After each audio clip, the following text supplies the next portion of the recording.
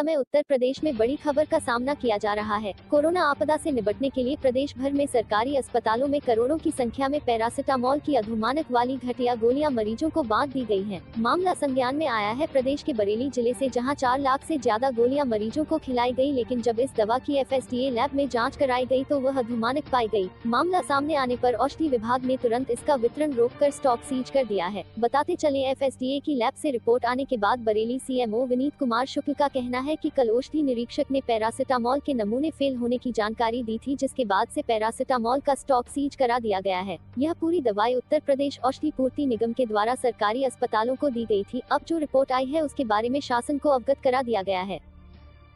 ये कल औषधि निरीक्षक द्वारा अवगत कराया गया कि जो पैरासिटामोल दवा का उन्होंने सैंपल लिया था वो अधोमानक पाया गया। ये दवाएं हमारे यहाँ Uttar Pradesh medical chain supply corporation द्वारा प्रदान की जाती है। ये पैरासिटामोल भी मेडिकल सप्लाई कॉरपोरेशन द्वारा दी गई थी। इस विषय में मेडिकल सप्लाई कॉरपोरेशन को पत्र लिखकर सूचित कर दिया गया है।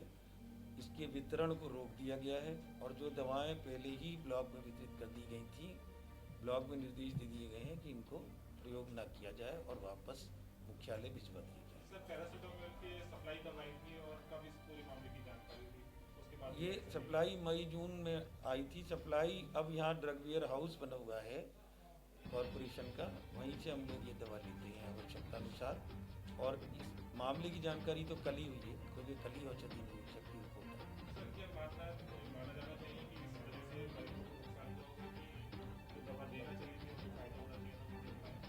नुकसान तो नहीं होता है, क्योंकि जो मात्रा मानक के अनुरूप होनी चाहिए उससे कम मात्रा पाई गई है, तो नुकसान का तो प्रश्न नहीं है। लेकिन जो अपेक्षित प्रभाव दवा का होना चाहिए उससे कुछ कम प्रभाव हुआ होगा, ऐसा विषय। कौन सी कंपनी की और कहाँ से सप्लाई है? ये कंपनी के विषय में लिखा है इसमें, मैं आपको देख के बता सकता हूँ। Messrs healers lab, unit 11, plot number 33, HPSI DC extension, district Solan, Himachal Pradesh. जो कंपनी है इसके खिलाफ कोई कार्रवाई की जाएगी? कंपनी से, क्योंकि हम लोगों ने दवा नहीं खरीदी तो कंपनी से हमारा कोई सीधा संपर्क नहीं है, तो उनके विरुद्ध हम कार्रवाई नहीं कर सकते हैं।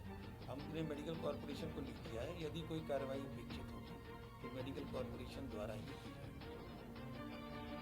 इस प्रकरण पर स्थानीय लोगों का कहना है कि योगी सरकार आम जनता की सहूलियत के लिए काम तो कर रही है, लेकिन कुछ अफसर कमीशन खोरी के चक्कर में गलत दवाइयां खरीदकर अस्पतालों में बेच दे रहे हैं। ऐसे में दोषी अफसरों पर कार्रवाई की जरूरत है। अब देखना होगा कि इस बड़ी लापरवाही पर कोई कार्यवाही होती है या इस मामले को भी टाल दिया जाएगा। बहरहाल बने रहे हमारे साथ, चैनल को सब्सक्राइब करें, कमेंट करें, देखते रहे श्री टाइम्स न्यूज। जय हिंद, जय भारत।